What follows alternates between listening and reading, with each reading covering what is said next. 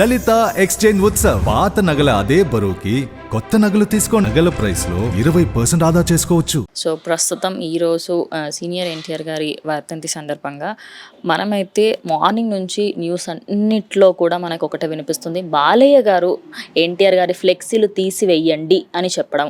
First of all చాలామంది ఫ్యాన్స్కి అర్థం కాలేదు. తర్వాత విజువల్స్లో చూసిన వెంటనే చాలామంది అభిమానుల మనోభావాలు దెబ్బతినడం జరిగినాయి.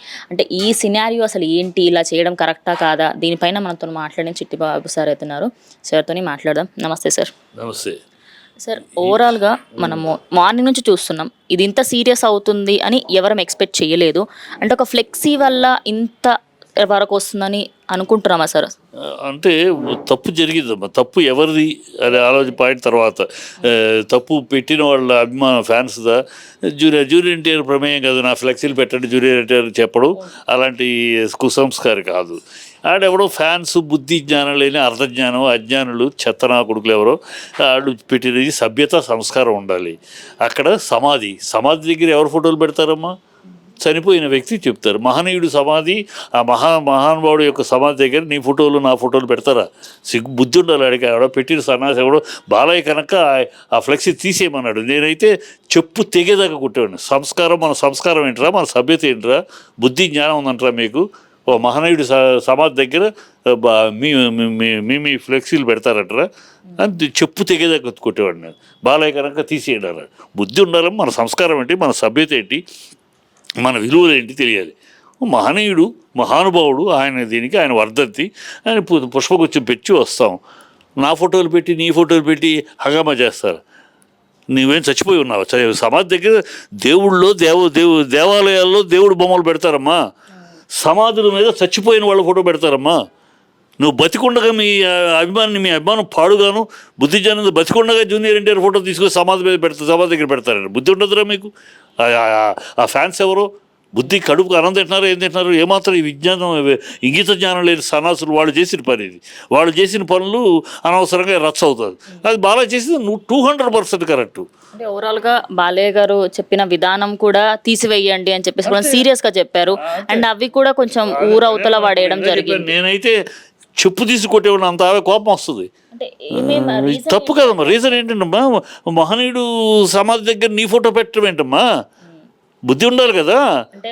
ఎన్టీఆర్ గారికి తెలియకపోవచ్చు కదా. ఆయన ఎన్టీఆర్ తప్పులేదమ్మా. ఎన్టీఆర్ విషయం లాగకూడదు. వీళ్ళు లాగుతున్నారు కానీ ఎన్టీఆర్ ఫ్యాన్స్ మూర్ఖులు, వాళ్ళు చేస్తున్న పని.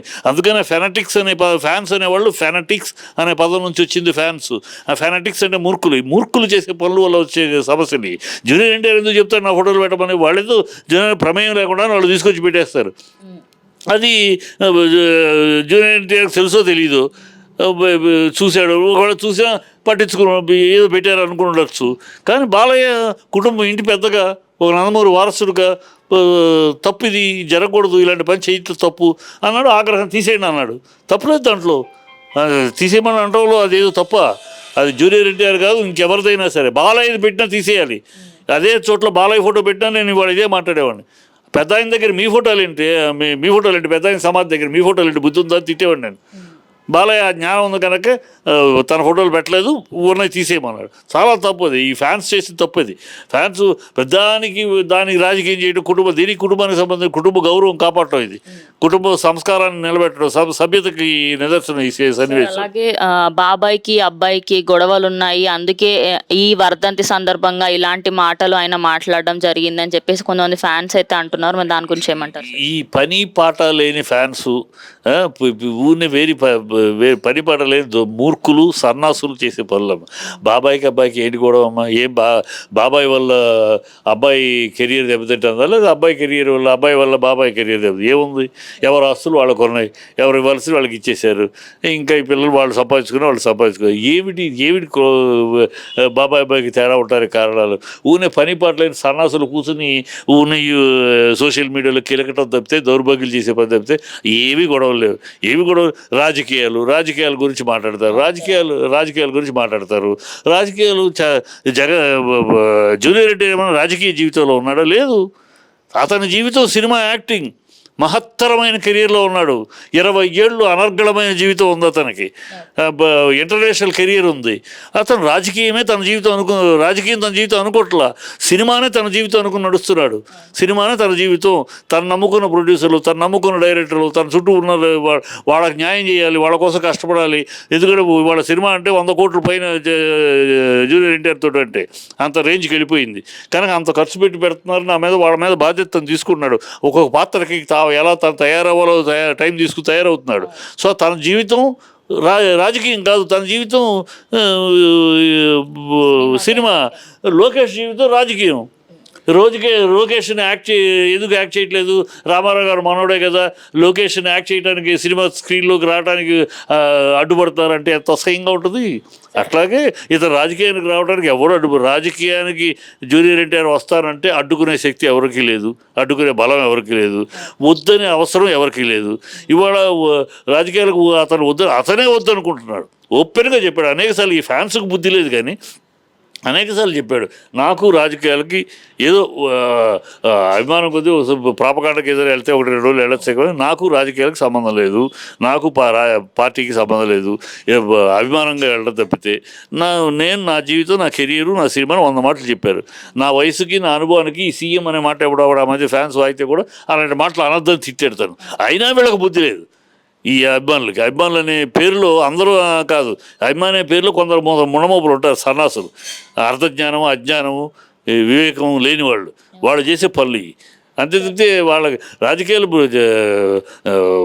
జూనియర్ ఎన్టీఆర్ రాను అంటూ ఉంటే అతను పక్కన పెడుతున్నారు. ఏం అర్థం ఉందా మాట్లాడలో? అవును సార్, మీరు అన్నట్టు చాలా మట్టుకు కొన్ని స్టేట్మెంట్స్ వచ్చాయి, జూనియర్ ఎన్టీఆర్ని పక్కకు పెడుతున్నారు. అందుకే ఇవాళ కూడా అలా ఫ్లెక్సీలు తీసేయించడం జరిగింది. బాలయ్య కొంచెం ఫైట్స్ ఉన్నాయి, పొలిటికల్గా ఆయనను రానివ్వద్దు అని చెప్పేసి ఆపుతున్నారు అన్నట్టుగా ప్రచారం చేస్తారు. నేను రానుముర్రు అంటే రానివ్వద్దు అంటున్నారు. అది కనీసం అదే చెప్తాను, మినిమం నాలెడ్జ్ ఉండాలి మాట్లాడేటప్పుడు. వాళ్ళు మాట్లాడే సన్నాసులు ఎవరో బుద్ధిజ్ఞానం లేని వాళ్ళు. ఆయన రాజకీయానికి అడ్డుకు అతను నేను రాజకీయాలు నాకు వద్దు మొర్రు, నా కెరీరు, నా సినిమా అని చెప్పి అతను అంటూ ఉంటే వీళ్ళు రాజకీయాలకు అడ్డుపడుతున్నారని వీళ్ళు వాగటం ఏంటి? కందకలేని దురద వీళ్ళకలాగా అలా ఉంది. కందకలేని దురద కత్తిపేట అన్నట్టు జూనియర్ ఎన్టీఆర్ నాకు రాజకీయాలు కాదు, నా సినిమా, నన్ను నమ్ముకున్న వాళ్ళు నేను చూసుకోవాలి, నేను నా ఏజ్కి, నా అనుభవానికి నేను సీఎం అని అంటే అసహ్యంగా ఉంటుంది. మీరు మాట్లాడితే అలాగని కూడా వాళ్ళని ఖండిస్తూ ఉంటే ఇంకా ఆయన అడ్డుకుంటున్నారు అని ఏదో వీళ్ళకి పని పాటలకు వీళ్ళు ఏదో లైన్లో రావడానికి, వీళ్ళు ఏదో 10 మంది నోట్లో వీళ్ళు పక్కింట్లో కూడా వీడు ఎవరికి తెలియదు. అలాంటి వీడి పాపులారిటీ కోసం ఇప్పుడు 10 మంది ఆ ఫ్లాక్సీ పెట్టిన సన్నాసుల గురించి మాట్లాడతారు కదా వాళ్ళ ఏరియాలో. అందుకోసం తాపత్రయపడే దౌర్భాగ్యులు తప్పితే నిజంగా ఆ ఫ్లెక్సీలు పెట్టిన సన్నాసులు ఎవరో నిలబెట్టి చెప్పు తెగేదాకా కొట్టాలి. మన సభ్యత సంస్కారం తెలియదానికి ఒక మహనీయుడు సమాధి దగ్గర వర్ధంతికి నివాళులు అర్పించే విధానం ఏంటో తెలియదు. తీసుకొచ్చి కప్పుకునే ఫోటోలు పెట్టేసేసి మళ్ళీ ఆయన బాలయ్య తీసేయమన్నాడు. బాలయ్య మీద తప్పు. బాలయ్య 100కి 100 కరెక్ట్. మన కుటుంబాల్లో ఏ కుటుంబాలకి ఇలాంటి జరిగితే ఎవరైనా ఇదే చేస్తారు. జూనియర్ ఎన్టీఆర్ కాదు ఇంకెవరిదైనా. బాలయ్య ఫోటో పెట్టినా తప్పే. బాలయ్య ఫోటో పెట్టినా నేను ఇదే మాట్లాడేవాడిని. ఆ మహనీయుడు ముందు ఎవరి ఫోటోలు కాదు, ఆయన ఫోటో ఒకటే. ఆయన స్మరణించుకోవటానికి మీ ఫోటోలు పెట్టి మిమ్మల్ని స్మరించుకుంటారా సమాధి దగ్గర? కొంచెం సంస్కారం ఉంటుంది. దేవాలయంలో దేవుని ఫోటోలు ఉంటాయి, సమాధుల్లో చచ్చిపోయిన వాళ్ళ ఫోటో ఉంటాయి. అది సార్ అలాగే ఆ పెట్టిన ఫొటోస్లలో కూడా యమదొంగలో జూనియర్ ఎన్టీఆర్ గారు చేసిన క్యారెక్టర్ అండ్ ఒకప్పుడు యమధర్మరాజుగా సీనియర్ ఎన్టీఆర్ గారు చేసిన క్యారెక్టర్ని హైలైట్ చేశారు. అంటే నటన పరంగా వీళ్ళిద్దరూ సేమ్ అన్నట్టుగా కూడా తీసుకెళ్ళేట్టుగా అక్కడ ఫ్లెక్సీలు పెట్టడం జరిగింది. అదేమైనా ఫ్యాన్ ఫైర్ అయ్యేటట్టుంది అనుకుంటున్నాను. ఏమవుదమ్మా ఈ సన్నాసులు చేసే పనులకి ఫ్యాన్ ఫైర్ అయ్యేది అవుతాం? ఏం ఫైర్ అవుద్ది? వాళ్ళు చేసేది తప్పు. బుద్ధి జ్ఞానం ఉన్నవాడు ఎవరైనా ఖచ్చితంగా ఆ ఫ్యాన్స్ చేసిన విషయం తప్పు, ఫ్యాన్స్ తప్పు. ఇక్కడ జూనియర్ ఎన్టీఆర్ని కూడా తప్పు పట్టడానికి లేదు. జూనియర్ ఎన్టీఆర్కి తెలియకపోతే ఎందుకు తెలుస్తుంది? ఈ ఫ్యాన్స్ చేసే సన్నాసి విషయాలని ఆయనకు తెలుస్తాయి, తెలియదు కదా. ఒకవేళ అడిగితే సార్ మీ ఫ్లాక్సీ పెట్టడం ఖచ్చితంగా జూనియర్ ఎన్టీఆర్ కూడా చేసే అలాంటివి వద్దని అనేవాడు. ఎందుకంటే అతను సభ్యత సంస్కారం ఉన్న వ్యక్తి పిల్లాడు, అలాగే అనేవాడు. అదే విధంగా అది వీళ్ళు ఈ ఫ్యాన్స్ చేసే దౌర్భాగ్యం ఇది. అది బాలయ్యది తప్పు కాదు, ఎవరికి ఈ ఫ్యాన్స్ తప్పు. వాళ్ళని చెప్పు తీసుకుని తనాలంతే. సో సార్ ఓవరాల్గా అంటే మాట తీరు పరంగా చూసుకున్నా కూడా చాలామంది ఏమనుకుంటారు అంటే ఎన్టీఆర్ గారు ఫ్యూచర్లో ఇన్ కేస్ ఆయనకి రావాలని ఇంట్రెస్ట్ లేకపోయినప్పటికీ పాలిటిక్స్లోకి ప్రతి ఇన్సిడెంట్లో ఆయనని పాలిటిక్స్లోకి లాగాలి అని చూస్తూ ఉంటారు. అలాగే వీళ్ళెవరికి మాట్లాడడం రాదు, ఎన్టీఆర్ ఆ ఫ్యామిలీకి సంబంధించి చాలామందికి మాట్లాడడమే రాదు, ఒక ఎన్టీఆర్ గారికే మాట్లాడడము ఆయన తేజస్సు ఉంది అంటూ చాలామంది మాట్లాడుతూ ఉంటారు. ఇప్పుడు ఆ టాపిక్ చాలా మట్టుకు రేజ్ అవుతుంది సార్. ఎన్ని పిచ్చి మాటలు వాళ్ళకి తెలిసి తెలియ మాటలకు చింతకాయ, మంత్రాలకు చింతకాయలు, మాటలకు ఓట్లు పడవమ్మా. రామారావు గారు కేవలం మాటలు బట్టి ఓట్లు పడ్డాయా? కాదు. రామారావు గారు ఆయన ఏమి చేయబోతాడు, ఏమి చేస్తే నేను వస్తే ఏం చేస్తాను, నేను వస్తే ఏం చేయగలను అవి మాట్లాడాడు ఆయన. అవి 2 రూపాయల కిలో బియ్యం అన్నాడు, ఆడపిల్లలకి ఆస్తిలో హక్కు అన్నాడు, ఇవన్నీ మాట్లాడాడు ఆయన. పఠాన్ ముస్లిం ఇది మనసభ కారణాలు తీసేస్తా అన్నాడు. అవన్నీ ప్రజలు నమ్మారు. ఆ మార్పులు నమ్మారు ప్రజలు. ఈ మార్పులతోటి ప్రజలు ఆ విషయాల్లో ప్రజలు అనుభవిస్తున్న బాధల్ని ఆయన తీరుస్తానన్నాడు, నమ్మారు. ఆయన మీద నమ్మకం ఉంచారు, వచ్చాడు, ఆయన చేశాడు. ఆటలు నమ్మారు. కానీ ఈయన రామారావు గారు కేవలం స్పీచ్లు బట్టి ఓట్లేశారంటే వాళ్ళ పరిజ్ఞానం ఎంతో అర్థమవుద్ది.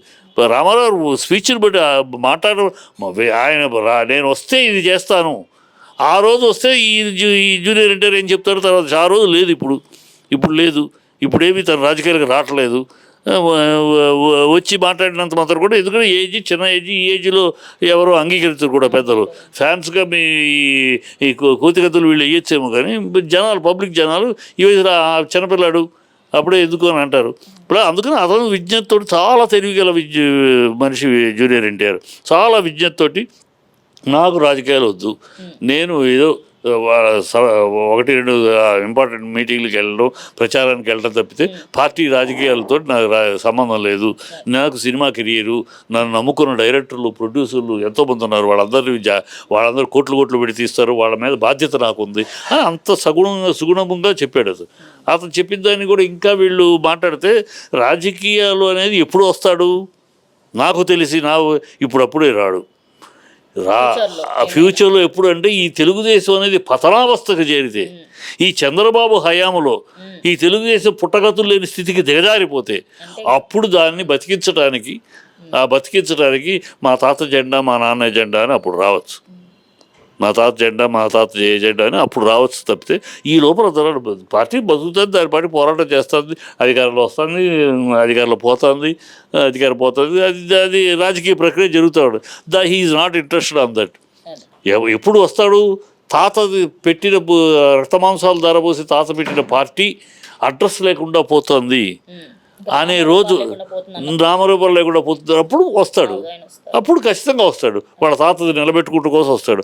ఆ రోజు ఇప్పుడప్పుడే లేదు. ఆ రోజు వచ్చిన రోజు చూద్దాం. ఊనే ఈ పని పాట లేని సన్నాసి గ్యాంగు, ఈ ఫ్యాన్స్ మోర్కులు చేసేది ఈ తప్పితే, దీని అనవసరంగా పాపం జూనియర్ ఎన్టీఆర్కి లేనిపోయిన టెన్షన్ క్రియేట్ చేయటం వీళ్ళు ఈ పనుల వల్ల. జూనియర్ ఎన్టీఆర్కి అతను తన పని ఏదో చాలా శ్రద్ధగా, క్రమశిక్షణతోటి, పెద్ద ఆయనకున్న క్రమశిక్షణ పిల్లాడికి ఉంది. ఏ పాత్ర చేస్తున్నాడో ఆ పాత్ర తగినట్టు బాడీని అన్నింటినీ చేసుకుంటాం, ఆ శ్రమ పడటం, కష్టపడి సినిమాని మంచి సినిమా చేసుకునే తాపత్రయపడుతున్నాడు.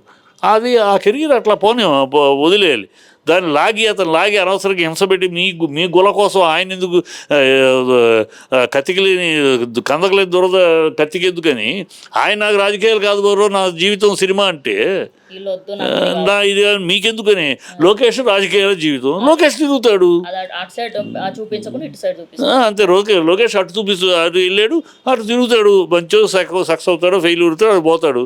ఇక్కడ ఇతను సక్సెస్లో ఉన్నాడు సినిమా ఫీల్డ్లో. ఇంకో కనపడుతుంది మామూలు అడిగినా, ఎన్టీఆర్ ఇంకో ఎన్ని రోజులు, ఎన్ని సంవత్సరాలు, ఒక 25 ఏళ్ళు హీరోగా ఉంటాడండి నన్ను ప్రతి కామన్ మ్యాన్ అడిగి. అంతటి బృహత్తరమైన మహత్తరమైన కెరీర్ ఉంటే దాని మీద కాన్సన్ట్రేట్ చేయకుండా దీని మీదకి వస్తాడా? ఇదేమో పెద్ద రాజకీయాలు, క్షుద్ర రాజకీయాలు, చిల్లర రాజకీయాలు, ఈ రాజకీయాలు తను ఎందుకు వస్తాడు? ఇది తిట్టుకుంటారు. ఇప్పుడు మీరు వెళ్తున్నారు పాదయాత్రలు, ఒకళ్ళు తిట్టుకుంటే తప్పితే ఏమైనా పాదయాత్ర, రామారావు గారి పాదయాత్రకి రామారావు గారి రాజకీయానికి పోలికేంటి? ఆయన ఒట్టి అరుపులు కేకలు కాదు, తిట్లు బూతులు కాదు ఆయన చేసింది. ప్రజల మధ్యకి వెళ్ళి వాగ్దానాలు చేశాడు. నేను వస్తే ఇది చేస్తాను అని గట్టిగా చెప్పాడు. అది చెప్పింది నమ్మారు ప్రజలు. ఎస్ ఈ చేయగలడు అని నమ్మారు. అందుకనే రికార్డ్ బ్రేక్లో ఆయనకి అధికారం ఇచ్చారు. అలాగూ ప్రతిదాన్ని ఆయనతో పోల్చుకుంటే కాదు, అది పోల్చుకుని ఆ రోజు వచ్చినప్పుడు ఆ సందర్భం వచ్చినప్పుడు ఎలా చూడాలి తప్పితే ఈ ఫ్యాన్స్ వీళ్ళ నిజంగా ఈ ఫ్లెక్సీలు పెట్టిన ఫ్యాన్స్ ఎవరో నిజంగా చెప్పు తెగేదాకా కొట్టాలి, వాళ్ళది తప్పు అంతే. ఓవరాల్గా ఫ్యాన్స్దే తప్పు అని. 100% thank you sir, thank you so much. So చూశారు కదా, అంటే ఫ్లెక్సీలు ఒక వర్ధంతి దగ్గర పెట్టడం అనేది అసలు ఎప్పటికీ కరెక్ట్ కాదు. అది ఆఖరికి బాలయ్య గారిది ఉన్నా కూడా ఆయన అంతటా ఆయన తీసేస్తారు. ఇది ఫ్యాన్స్ చేసిన ఈ పని వల్ల అటు ఎన్టీఆర్ గారికి ఇటు బాలయ్య గారికి అందరికీ ఒక బ్యాడ్ నేమ్ అనేది క్రియేట్ చేస్తున్నారు సోషల్ మీడియాలో. అసలు అక్కడ జరిగింది వేరు, మనకి అంత అర్థమవుతుంది వేరు. ఒక విధంగా అలా పెట్టడం తప్పు. సో ఫ్యాన్స్ అనేటి వాళ్ళు మంచి చేయాలి, కానీ ఇలాంటి చెడు పనులు చేసి వాళ్ళకు ఉన్న టెన్షన్స్ సరిపోకుండా మీరు ఇంకా ఎక్స్ట్రా టెన్షన్స్ని మాత్రం ఇవ్వకండి. సో చిట్టిబాబు గారు చెప్పడం జరుగుతోంది, అంటే ఓవరాల్గా ఫ్యాన్స్ సైడే తప్పు ఉంది, ఎన్టీఆర్ గారికి దీనిలో ఎలాంటి సంబంధం లేదు. బికాస్ ఆయనకున్న షెడ్యూల్లో ఇంత చిన్న చిన్న విషయాలు ఆయనకి ఎవరు వెళ్ళి చెప్పరు. సో మీడియా తరపున ఇది చాలామంది తెలియజేయాలని ట్రై చేస్తున్నాం. సో ఇది వాళ్ళ వీడియో. ఇంకో వీడియోతో మళ్ళీ కలుస్తాం. అంతవరకు చూస్తూ ఉండండి క్యూబ్ టీవీ. పదాలు తెలియని పెదవులకు అమృత వాక్యం అమ్మ. సంతానలేమి సమస్యతో బాధపడుతున్న ప్రతి స్త్రీమూర్తి బాధను మేము అర్థం చేసుకోగలం. ఫెటినైన్ వరల్డ్ బెస్ట్ ఎంబ్రియాలజీ ల్యాబ్ మరియు జిల్ట్రిక్స్ అలారం సిస్టాన్ని మొట్టమొదటిసారిగా ఏపీ మరియు తెలంగాణలో ఈ నెల 9న ప్రముఖ సినీ నటి స్నేహ, స్పెయిన్ దేశానికి చెందిన international senior embryologist Javier Herrera గారు ప్రారంభించారు. ఈ శుభతరుణంలో రక్త పరీక్షలు, AMH test, RBS, సెమిన్ analysis, ultrasound scan, follicle scan ఈ నెల 31 వరకు ఉచితంగా అందిస్తుంది. 49 49 అంటే సంతానం, 49 అంటే సంతోషం.